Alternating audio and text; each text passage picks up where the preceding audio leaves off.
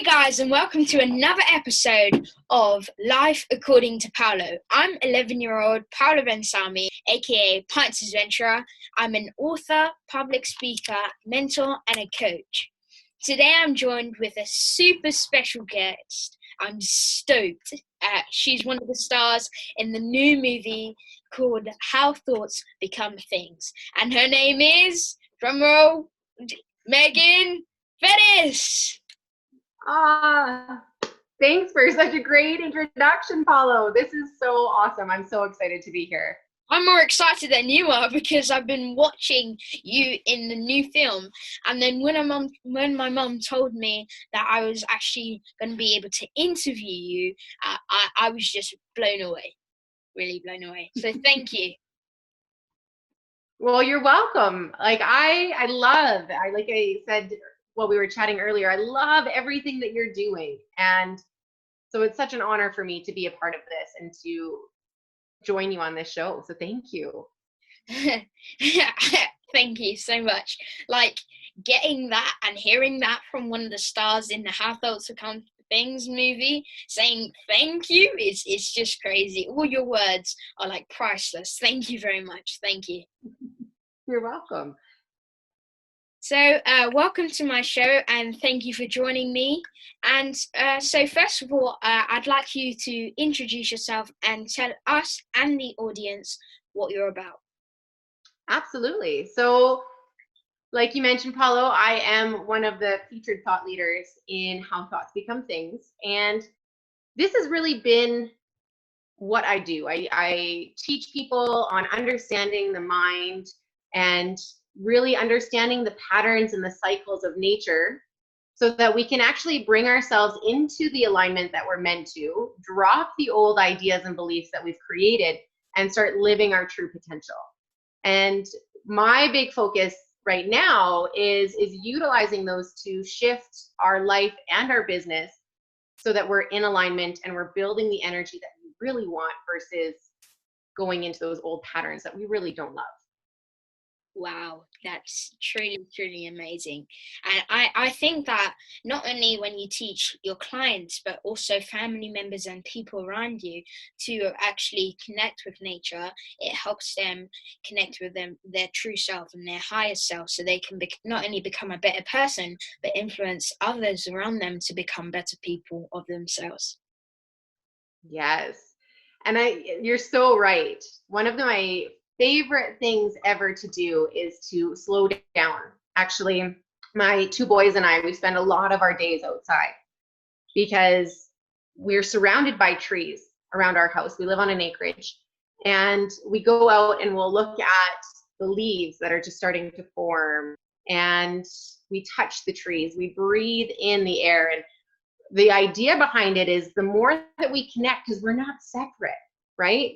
We have this tendency as human beings to think that we're separate, that we're different, that we're outside of everything else, but we're not. And the more that we can acknowledge that we're all one, we're actually allowing ourselves to dive into what they call the cosmic drama, which is basically the universe that's happening around us and in us all at once. Wow, thank you so much. I love that. I truly live by that. So my next question is, what is your story behind the story? My story behind the story, in terms of coming to where I am right now. Yeah, what from maybe you might have struggled in your life, whatever it is, whatever your journey is. Oh man, I love this. So wildly enough, my journey kind of is much like everybody's, right? There's definitely struggle. However, wildly, I started off my journey with an amazing influences. So my grandmother, who is like the most beautiful soul I've ever met in my life.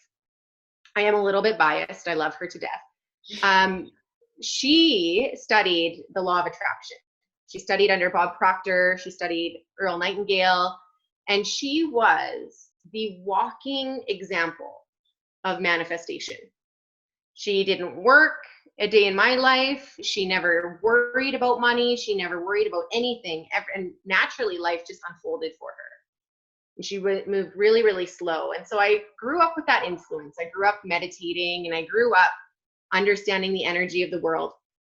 And then I became a teenager, and my path just took me on a little bit more of a sideways jaunt. I learned that there was alcohol, and I wanted to go out and explore, and I became a big partier and ended up getting myself into a lot of trouble. So I went through a drug addiction and alcohol, and actually had to make a very firm decision to come out of that. And I knew I had to make one of two choices. I could either keep going down that path, or I could go into something different. And so I made the choice, and I started to move in the direction that I was meant to. But funny enough, like life happens, there was more obstacles. I ended up getting sick. I got malaria. And then after that was very sick for several years, to the point where I couldn't walk. And ended up finding somebody who was able to help me. Again, the whole message was about slowing down, checking in, getting really connected to what was going on internally. And once I did that, and once I followed my path with yoga, it just all opened up for me. And that doesn't mean that it has not been, there hasn't been other struggles throughout that process, but it's different now that there is an alignment and an understanding of how we check in. When we check in, we can move through things. When we check out, we get stuck in things. And so that's what really brought me to where I am, through illness and addiction, and now to this space. I just love how the universe works, because if you didn't come out of that, and if you didn't stop getting into the big trouble, you wouldn't be the big influence that you are today. Being in the movie, being a star, also sharing your story. Not sharing your story so that people can feel sorry for you, but sharing your story so that people can be inspired by you and share their story so they can inspire for other people. I love your story. I really love stories when people have they've gone through troubles in their life, but then they come and overcome that and become the greatness, and they shine and they show their greatness to the world. They're like the one light bulb to light up a dark room. You're that light bulb for me.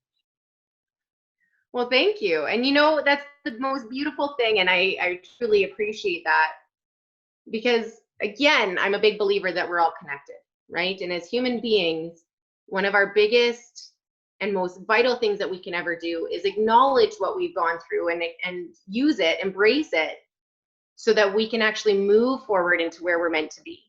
And the more that we can share and the more that we can stand together, the more we light each other up, right? Yeah. And we're all meant to be those light bulbs. Yeah. No, I really love that. Thank you. So my next question is, what age was you when you started on a journey of self-discovery? Well, like I said, I started quite young. The first time I ever remember meditating, I was 6 years old. Now, I probably started earlier, but I don't recall. And then when I got back into the self-discovery journey once again, I was about 21 years old. And that was that moment where I woke up and I knew that I had to make two choices. And I think that's the most beautiful thing, is the universe always knows what's best for us. Like, it's always got a plan for us.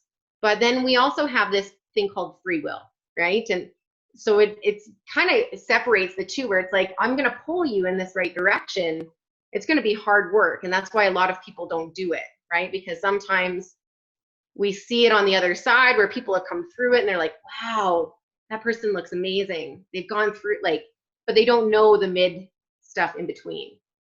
And so the self-discovery journey is not a pretty one, but it was definitely worth it. And I'm so glad at 21 years old that I had enough tenacity and enough resilience in myself to stick with it. So yeah, I was 21. That's crazy. 15 years ago. I think I love when you said you started meditating at 6, because I was quite surprised, because a lot of children and let's say teenagers as well, they start meditating sometimes when they're in their early 30s, and then they go on a journey of self-discovery. So when you started at 6, wow, it's a big step, and also it's a big step of stepping into your power. So I think everyone who's watching this, if you don't meditate, go and meditate, because it helps you calm yourself down and also gets you locked in position to where your goal is and what you have to do in order to get to that goal. Mm-hmm. One of my favorite sayings, actually, Paolo, and I know you'll resonate with this, is if you don't know how, be in the now. Yes, love that. And that's exactly what meditation does, is it brings us into that now so that we know with clarity what we're meant to be doing. Thank you for sharing that. I really, really resonate with that quote. And I'm sure all the people who are listening to this right now will resonate with that, because meditating, when I started meditating, I was probably about 7, so just a year older from when you started. And at first, I didn't really take it seriously, like some kids in the world. And I just thought it was a silly thing back then. I thought it was a silly thing because the meditating that I used to watch on YouTube was people sitting down and saying and they sit down and they say calm your mind, and that you fold your legs, and I didn't really take it seriously. And that's because I wasn't at that understanding of what meditation can do for me. It's the same in life. So if someone hands you a crowbar and they say, this crowbar is to fix the car, and if they tell you that when you're like 10 years old, but imagine if they didn't tell you that when you was 8 years old, when they handed you the crowbar and they said, use this and go and fix the car. You wouldn't know how to use it because you haven't been taught how to use it. So when you start meditating, it really helps you calm your mind, and it's a thinking process. So if you think about something that you like to do in life, it shows you how to use it, what to do, and it calms your mind down so you can actually go and do that thing. So thank you for sharing that. Yes. And I love that. And I love that you mentioned about the way that kids often react to meditation. I used to teach in the school systems here in Canada, and it was a program called Inspired Youth that was all about meditation and coaching and yoga to build the confidence from the inside out. And I laughed every time I'd go into a school because they get familiar with me, and right away all the kids would go, no. Some of the reaction on some kids' face when I do events and I go up to them and I say it's meditation time, and then there was one kid that actually ran out of the room and he said, I'm going to the toilet, but he only came back when the meditation session was finished. So now I teach meditation sessions. Before I teach meditation sessions, I teach them what it's for, because sometimes with teachers, they say, we're going to do meditating, get in your sitting position, there's your mats, go sit on it and do this to your hands. But I like to explain what it does for you and how it can help you achieve goals in your life. Well, if there might be a child running out of the room, but just know that when they run out of the room, they're basically killing their dream and how they're going to get to that dream. So meditation is that definer and that straight line to getting to your dreams. So always do meditation. It calms down the mind. And like I said before, it helps you define your dreams and your goals and how you're going to get to them. Awesome. Thank you. So my next question is, what are the 3 biggest lessons that you've learned that you wish you knew when you were my age? Good questions. All right. So the first one is to slow down. And it's funny, right? Because when you think about kids, that's one of the most beautiful things about like kids is you have a zest for life. Right? And if I knew how to harness that a little bit differently, where I could stop and be still and feel what I was feeling instead of trying to avoid it, and see what was all around me versus just what I was hoping to see, then all of a sudden it shifts the way that we see and experience life substantially. So that would be the first one. The second one I would say is don't worry about what anybody else thinks.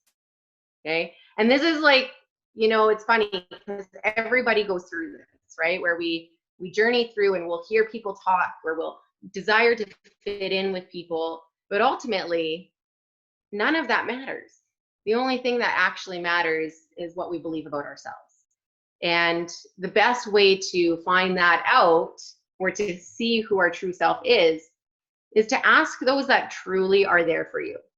And I remember my mom saying to me when I was a kid that if you have 5 people that you know are 100% standing in support of you in everything that you do, you are a very blessed individual.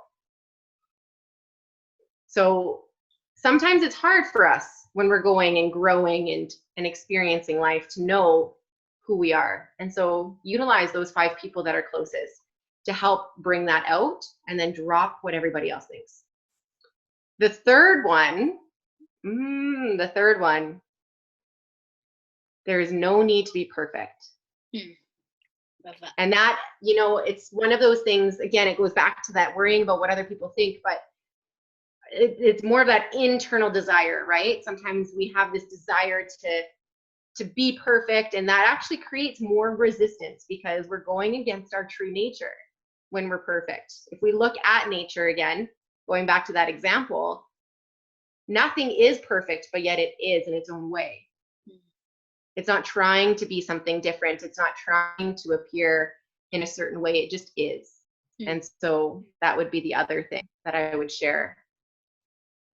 I really think that all of those 3 really resonated with me. And the one that stood out the most was slow down. I think that's definitely something, not something, but it's definitely something that people should implement in their life. And I really think they should implement it in their life, and not just learn it.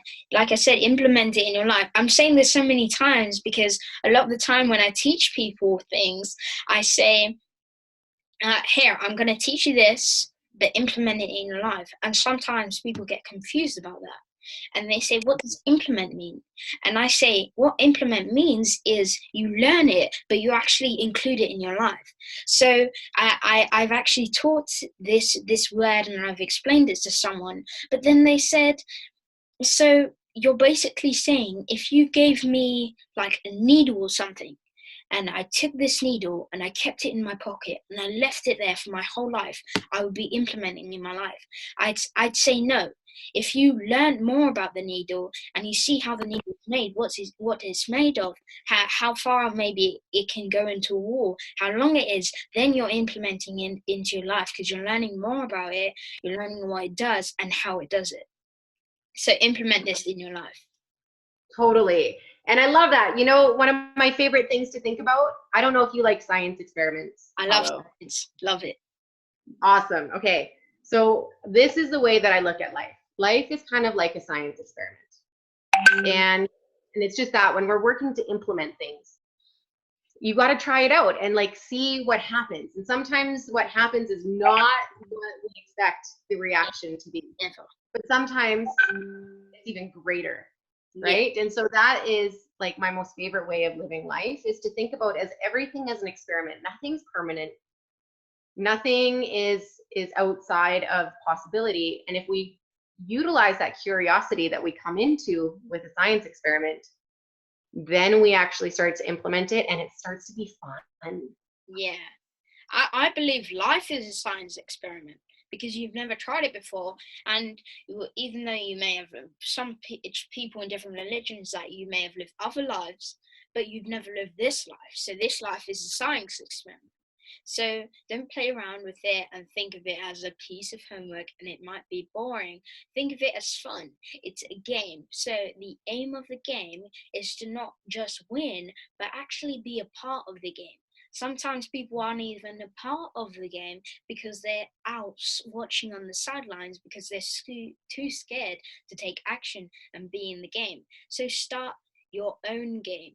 start your own marathon, pass down the baton to the next generation, and really and truly take this knowledge in what Meagen is sharing with you, because I'm learning so much things that from Meagen that I've never learned before. So thank you so much. Oh, you're welcome, Paolo. Thank you. So my next question is, what do you need to forgive yourself for? Well, forgiveness is one of those things that is a constant, right? I think, and people talk about this all the time, that we're peeling back the layers just like we would layers of an onion. And I go back to it because I believe that we can't reach certain parts of ourselves until we heal one part. And then all of a sudden, then we know that we can go deeper. It's almost like we're dipping our toes in the water before we fully allow ourselves to jump in. Really, forgiveness is one of the most powerful things that we can actually do, wildly enough, right? My favorite quote in the whole world is that's one I have on my arm. Holding on to fear, anger, and resentment is like drinking a cup of poison and waiting for the other person to die. But the same goes for ourselves, right? So forgiving ourselves for the way that we've treated ourselves. And even now, right? Like as somebody who is a thought leader, I am still human. Yeah. And so there are times where that self-talk is not always amazing. It's not always uplifting. It's not always positive. And so in those moments, the forgiveness is acknowledging it, noticing it, and then forgiving and releasing, moving on. Thank you for that. And I really believe that forgiveness is the number one step. It's the first thing that you need to start with in order to, if you need to heal in your life. And when I say forgiveness, it's not about forgiving other people first, it's about forgiving yourself. So like I say all the time, let's say this is a metaphor. So let's say you want to have an apple. But imagine if you never had an apple in your life. You don't know what it looks like. You don't know what it tastes like. You don't even know what color it is. So if you were to go to a market and you go and say, this one's an apple, wouldn't you agree that they're probably not pointing at an apple because they've never seen it in their life? So it's a possibility that they're not even pointing at an apple and they don't even know if they're right because they've never seen an apple before. So in life, sometimes you have to experiment things. Then you can go and share with other people. So go on a journey of self-discovery and taste all the fruits in the market and see which one that stands out for you and see which one that reflects yourself. So next time you go to the market, pick out your favorite fruit. It doesn't have to be an apple, but it has to be one that stands out for you and represents yourself. I love that. Yeah. So always forgive yourself before you forgive other people. So go on that journey of self-discovery. Yes, and it's important, right? It's important to remember that we're both spirit and human, right? And the human part of us is consistently making mistakes because we don't know any other way. That's how we learn. That's how we learn the best, is through mistakes. And the more we can forgive ourselves for making those mistakes and being human, right? Yeah. Then we land in a deeper space of self-acceptance and authenticity and confidence. Thank you for that. So my next question is, why should families watch how thoughts become things together? Well, the family unit is like the most vital unit ever. And it's kind of interesting, right? Because you'll see families that like I'm guessing yours, which is very close, very supportive of one another. And then there's other families that have different patterns in programming. But the thing is that we're hardwired by our family more than anything and anyone else. And especially with kids, when we're young, we're looking at our parents to understand what is true, what's important, why we should be listening. And so that's why it's so important for families to watch this together. Because kids are going to listen to it a lot more when parents are there, because they'll see that they're involved into it. And so then there's an important factor there. But then also what's neat and what I love about it is, and you probably experienced this because I'm guessing you guys have watched this together as a family. Yeah, we watch it every day, in the morning, afternoon, whenever it is. We always watch How Thoughts Become Things. Awesome. And what I'm curious about is how many, like, you probably pick out different things of the movie than, say, your brothers or sisters or your mom or your dad. Like, you probably all pick out different things that you feel are important, that stood out to you. Yeah. And when you watch it as a family, then you get to have that discussion, right? And be like, oh, hey, this was my favorite part. And then it jogs that part of our brain. It's like, oh yeah, I didn't remember that, but I remember this. And so it brings out so many other dimensions of the movie that we wouldn't have without that family dynamic involved. And also, for the listeners and the viewers, I think that also you can watch it as a family, but I think that you'd go on a deep level of a journey of self-discovery if you watch it by yourself as well. So you can have that discussion with yourself, and you can also learn more about yourself, which part resonates to you, which part might not resonate with you as much as this part. So go on both journeys of self-discovery and see which one resonates. Absolutely. So my next question is, I'd like you to share a final message for our viewers and listeners. So the final message I would love to share is, start every day by asking yourself a question.